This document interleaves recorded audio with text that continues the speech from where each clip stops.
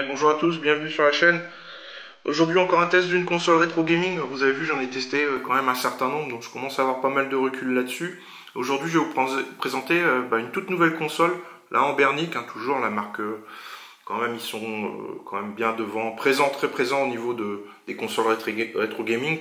Et c'est la RG 406V qui vient de sortir, et c'est la remplaçante de l'excellente RG 405V qui était déjà un bon modèle. Et donc là c'est sa remplaçante qui vient tout juste de sortir, donc vous avez un peu une exclue. En France, on ne doit pas être très nombreux à les tester, mais voilà, je vais vous faire un tour comme d'habitude sur mes vidéos. Alors la 405V, je l'ai testé un peu tardivement récemment, mais du coup là, vous avez sa remplaçante très rapidement.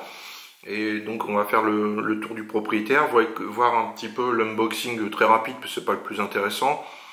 Je vais vous donner mon ressenti sur la console, et puis on va voir un peu ce que ça donne aussi dans les jeux. Voilà. Allez, on poursuit, on va faire le tour de ce qui est fourni déjà avec la console. Alors, comme d'habitude, une prise USB-C pour charger, pour transférer les données, une notice, toujours pareil, pas français, non, malheureusement non, toujours pas, en Bernic, il faudrait que je les contacte peut-être. Chinois, anglais, c'est pas gênant pour quand on a l'habitude, quelqu'un qui est pas très habitué, voilà, il faut parler un peu anglais quand même. Une protection d'écran, merci, on est plutôt sur une console chez Bernic haut de gamme. Le carton, toujours aussi costaud, c'est du carton très épais, vous pouvez commander n'importe où. Alors moi je vais vous mettre un lien dans le descriptif avec un code promo. Moi c'est la version avec une carte mémoire de 256 Go, donc qui est déjà bien remplie. Vous allez voir, il y a largement de quoi faire déjà. Et donc vous n'avez pas d'inquiétude à avoir sur le transport, parce que c'est tellement bien rembourré à l'intérieur et le carton est tellement solide que franchement si le fighter arrive à exploser ça, là je sais pas ce qu'il a fait dessus, il a sauté à pieds joints, mais bon voilà, une petite parenthèse. Mais il y a très peu de risques que vous receviez ça en mauvais état, vu la protection qui est mise par Bernic. Et puis la console en elle-même, voilà, et que je vais vous présenter un peu plus en détail, déjà la partie extérieure et puis un peu toutes les touches. Voilà. Allez, on commence par ce côté-là, pardon. Hop, les deux petites appendices pour le son. La prise casque. Sur le côté ici, le bouton power, il faut le laisser un petit peu longtemps pour démarrer. Le volume plus ou moins. Ici, une ventilation, parce que c'est une console qui est quand même plutôt dans le haut de gamme. Hop, je vais recentrer un peu dans le haut de gamme, et donc qui a une petite ventilation. On verra si ça fait du bruit ou pas tout à l'heure. Le port USB-C pour recharger ou pour transférer des données. Le lecteur de carte micro SD. Ici, c'est le bouton reset. Sur l'arrière, vous avez ici... Je vais essayer de recadrer un peu tout ça. Vous avez ici la grille de ventilation, là où ça va aspirer avec un petit ventilateur, et après, vous avez compris, ça ressort au-dessus. Donc ça, c'est bien pensé.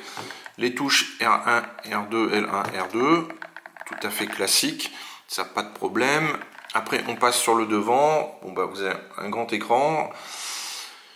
La croix directionnelle, pas de bruit particulier, elle est plutôt ni trop souple, ni trop raide, donc ça, c'est parfait pour moi. Les joysticks, je vous en parle juste après, c'est un peu particulier. Le bouton en Bernic pour revenir par moment. Puis les touches classiques qui font un petit peu de bruit quand vous touchez. Après, c'est pareil, ni trop souple ni trop dur. Donc ça c'est bien. Le bouton Select, le bouton Start, suffisamment rigide pour pas qu'on appuie dessus non plus trop facilement. Donc ça c'est une bonne chose. Une particularité, je vous le fais voir sous cet angle-là. En fait, les joysticks sont hauts. C'est la première fois chez Bernic que je vois des joysticks aussi hauts. Vous les voyez là, ça m'a un petit peu surpris dans la prise en main. Après, dans la prise en main, franchement, c'est surprenant. Par contre, vous allez gagner beaucoup en précision parce que du coup, vous avez un plus haut débattement. Vous voyez, si j'étais plus bas, j'aurais pas cette finesse cette précision dans mes mouvements. Alors, ça sera une question de confort de chacun, sachant que ça se démonte. Vous l'enlevez, vous en mettrez ce que vous voudrez. Moi, je vais tester comme ça parce que je pense que voilà, on gagne en précision. Par rapport à des sticks que j'ai déjà eu sur la Trimui, les sticks étaient vraiment à ras, ils étaient hyper plats et franchement, en termes de précision, c'était pas top. Donc là, au contraire, on est plutôt dans quelque chose qui vous apportera beaucoup de précision dans vos jeux. Voilà, donc ça c'est le tour j'ai oublié de vous parler aussi de la coque. Ça c'est un élément important pour moi, la coque, parce que j'ai vu, sur tous mes tests, j'ai vu des consoles assez... différentes en termes de qualité de plastique, et par moment, voilà, du plastique lisse, c'était pas ce que j'appréciais le plus. Un plastique que j'ai déjà pu voir sur des consoles de manière disparate, surtout des consoles plutôt entrée de gamme. Ici, c'est un plastique granuleux, voilà, donc il glisse pas. Ça, c'est une bonne chose parce que bon, quand on fait tomber genre de matos, on a un petit peu d'aigle. Là, c'est un plastique qui glisse pas en fait, granuleux, de bonne qualité. Ça fait pas non plus plastique trop rigide qu'on imagine casser facilement. Alors bien sûr qu'il faudra pas faire des chutes de 2 mètres avec. Mais voilà, en tout cas, c'est un plastique qualitatif pour moi et puis ergonomique. Alors, je vous parle de l'ergonomie aussi, la prise en main, parce que vous avez vu mes tests. Vous avez plusieurs types de consoles en fonction du format. Vous avez soit du horizontal ou type Game Boy ou type PSP par exemple. Après, c'est une question de goût. J'aime bien plutôt le type horizontal ou le type Game Boy. Les deux, en fait, je n'ai pas de réelle préférence. Les deux, celle-ci, elle est peut-être un peu plus transportable. Pour moi, ça me paraît un peu plus transportable plus facilement plutôt qu'avoir une console un peu plus large. Après, c'est une question de goût, voilà, simplement. Alors, au niveau de la taille, c'est pas une Mio Mini Plus, c'est un peu plus gros. Maintenant, c'est pas non plus les plus grosses consoles que j'ai testées. C'est un format intermédiaire qui permet d'avoir une belle taille d'écran. Et pour moi, c'est pas mal. C'est bien ce format-là, en fait, parce que je recherche plutôt, moi, dans ma recherche, en fait, vous, les questions que vous devez vous poser si vous cherchez une console rétro gaming, il n'y a pas 50 questions à se poser. Vous dire, parce qu'on est un peu perdu, il y a beaucoup de choix, en fait. Hein. La première des questions, c'est jusqu'à quelle console vous voulez jouer. Ça va vous permettre de déterminer la fourchette de prix que vous allez mettre, aussi le prix, forcément en lien. Si vous voulez jouer jusqu'à la Switch, par exemple, là, je prends l'extrême, c'est la MO1 2, et là, vous êtes sur des 300, 400, 500 euros. Donc là, voilà, le budget tout de suite, il est forcément en face des performances.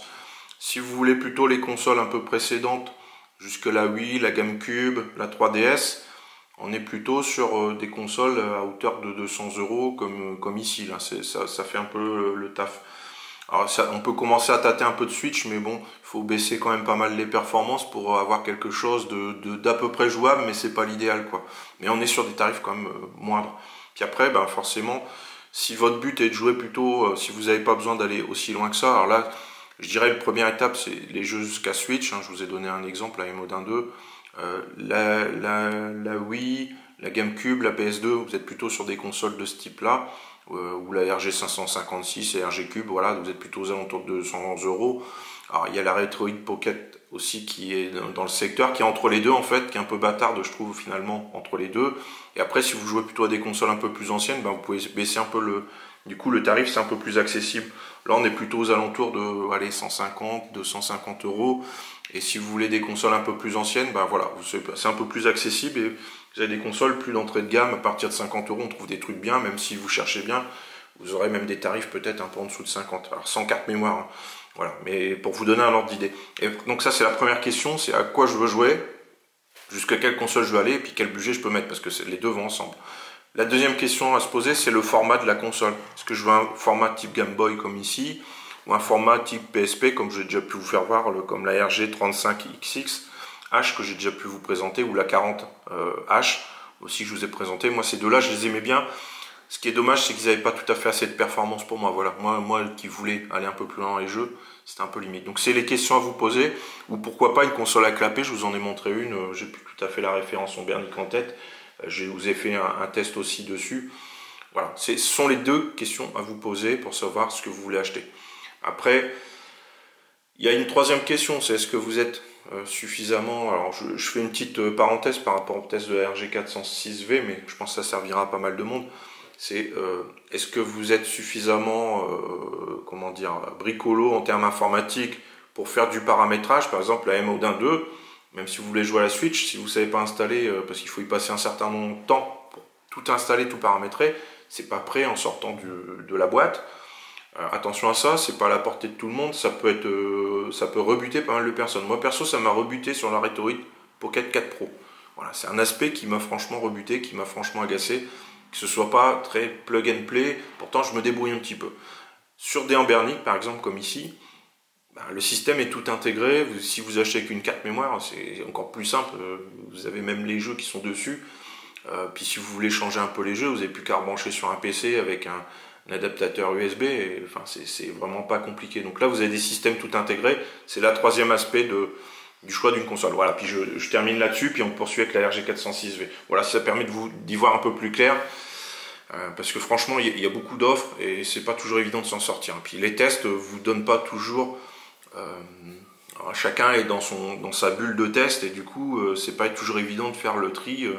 Parce que toutes les consoles finalement sont assez bonnes par rapport à ce qu'elles proposent. Il n'y a pas vraiment de consoles qui sont mauvaises en soi. Voilà la console allumée. Alors je vous avais pas parlé tout à l'heure, les sticks sont RGB, moi j'adore toujours ce truc là. Après c'est une question de goût aussi, moi perso je trouve que c'est très joli. Après ça se désactive facilement hein, dans le menu Android, donc aucun souci, celui qui aime pas, bah, il désactive et puis c'est tout, hein. C'est un petit plus. Je vous ai pas parlé des caractéristiques techniques, je vais rattraper ça tout de suite. L'écran, hop, on va zoomer un peu sur l'écran. Voilà, c'est un 4 pouces IPS. Et la résolution est de 960 par 720, donc à tactile, c'est une des caractéristiques de la RG406V. Et tout de suite, quand je l'ai allumé la première fois, je vais vous dire les choses, j'ai pas besoin d'avoir des sondes, des machins, des caractéristiques techniques particulières. Quand je l'ai allumé, tout de suite, j'ai vu que l'écran était de superbe qualité. Franchement, l'écran est très très beau, il est très lumineux, des belles couleurs et tout. Franchement, vos yeux, tout de suite, ils voient la différence. J'en ai vu quelques-unes de consoles. Et là, c'est un truc qui m'a sauté aux yeux. Je vous le dis pas sur les autres consoles quand c'est un écran tout à fait classique. Mais là, franchement, il a une belle luminosité, pardon, et des belles couleurs. Donc ça, c'est vraiment une caractéristique. L'écran, il est de belle qualité pour moi. Après, le processeur, je ne en ai pas parlé, c'est un T820. En fait, c'est l'équivalent de l'Ambernic RG556 en termes de puissance. Donc on est sur les consoles Ambernic les plus puissantes. Où on peut commencer à tâter de la Switch en faisant quelques compromis. 8 Go de RAM, c'est pareil, c'est un critère si vous êtes un peu perdu dans tout ce qui se fait.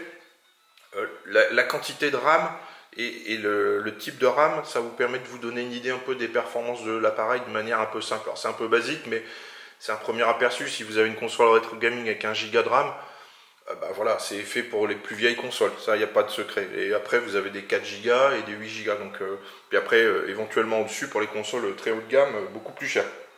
On est sur Android 13, on a forcément du Wi-Fi, du Bluetooth 5 et du Wi-Fi. Puis voilà, vous avez Android, donc système classique comme sur un smartphone, et vous changez la langue facilement, c'est ce que j'ai fait, ça prend 5 minutes, même pas, enfin même pas 30 secondes plutôt. La batterie de 5500 mAh, c'est donné pour 8 heures de fonctionnement, donc c'est très largement suffisant. Et puis voilà, ça c'est le tour des caractéristiques, on va regarder quelques jeux maintenant. Allez voilà, un petit jeu Nintendo 3DS, c'est toujours très dur à émuler, si vous avez une console bas de gamme, vous n'y arriverez pas. Enfin bas de gamme, en tout cas en perf, voilà, ici c'est hyper fluide, on est sur 3DS. Je suis pas expert du jeu, hein. Hop. En tout cas c'est top, ça fonctionne bien, c'est hyper fluide, hein. Vous avez les FPS qui sont affichés d'office, j'ai rien touché.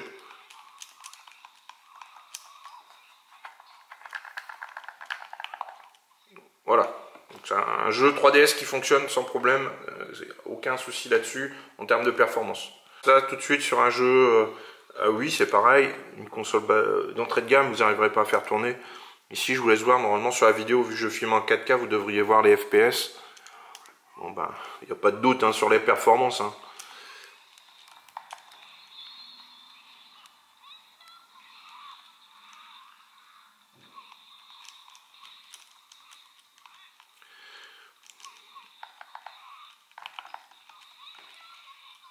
Voilà, c'est hyper fluide. Rien à dire, on est plutôt dans le haut de panier. Dans cette gamme de prix, vous aurez difficilement un meilleur rapport qualité-prix, hein. Voilà, donc ça c'est un jeu, oui, vous voyez, ça tourne à fond de balle, il n'y a rien à signaler, hein.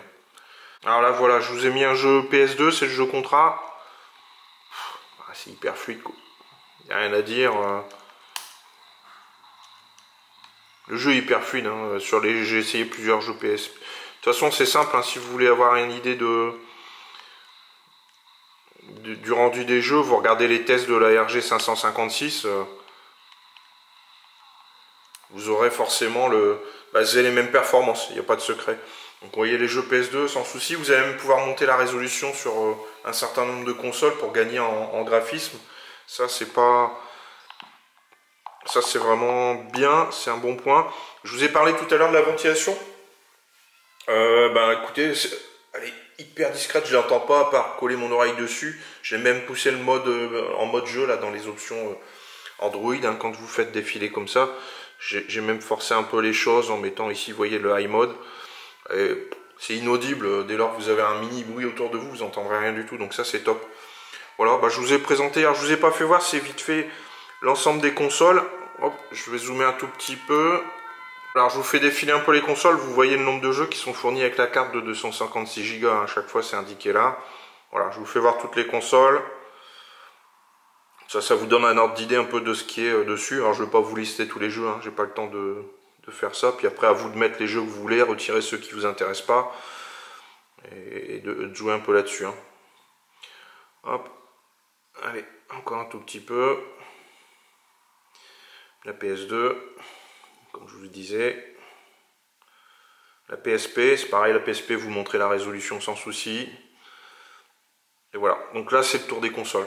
Donc là on arrive, moi j'arrive sur la fin de mon test. Qu'est-ce que je vais vous dire là-dessus? Je vais vous dire que je pense que c'est ma console préférée sur toutes celles que j'ai eues. Dans cette gamme de prix, ça sera ma préférée, c'est celle qui correspond plus à mes besoins. Elle est super ergonomique, elle a la puissance nécessaire pour faire tourner les dernières consoles qui m'intéressent. Et on ne se casse pas la tête à vouloir paramétrer pendant une semaine la console ici en 3 minutes. Vous jouez à vos jeux, il n'y a rien à paramétrer. Alors, on pourra aimer avoir un système un peu plus ouvert pour mettre des systèmes alternatifs, des OS alternatifs, mais là franchement, il n'y en a pas la nécessité, c'est pas le but de cette console. Alors, je vous dirais, les fêtes approchent, si vous voulez faire un cadeau à votre famille, à quelqu'un qui est un petit peu geek sur les bords, ou qui a un peu une petite nostalgie des consoles anciennes et pas trop anciennes, je pense que c'est un des meilleurs rapports qualité-prix du moment. Pour moi c'est un des meilleurs rapports qualité-prix. Après sinon c'est une console plutôt aux alentours de 50 €, mais vous n'aurez pas autant de choix de consoles rétro gaming. Donc là pour moi je pense que c'est le mieux en termes d'ergonomie, en termes de flexibilité dans l'ensemble des consoles. Franchement moi c'est un coup de cœur. Je la préfère même à la RG 556 qui a pourtant un écran OLED. Ici l'écran IPS il n'a pas à rougir.